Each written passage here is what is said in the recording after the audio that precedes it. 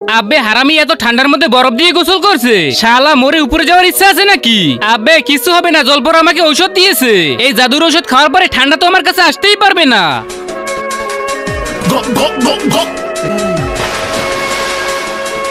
দেখলি বেটা, কিছু হয়নি আমার।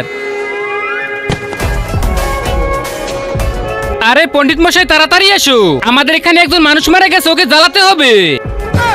আবে শালা এখনো মরিনি, বেঁচে আছি। ওই ঔষধগুলো নকল ছিল, জলপরের কাছে নিয়ে চল। এখন নদীর মধ্যে একটা পাথর মার।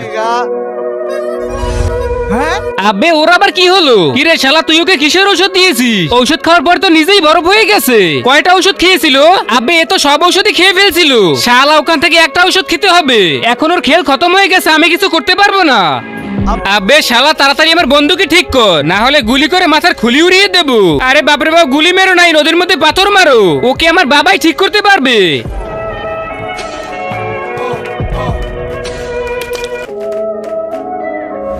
আরে এইটুকুতে কিছু হবে না, আরো বড় পাথর মার।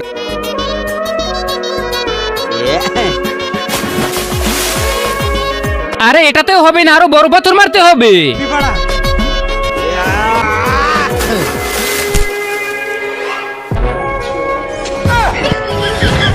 আব্বে শালা এটা কি করে ফেললি?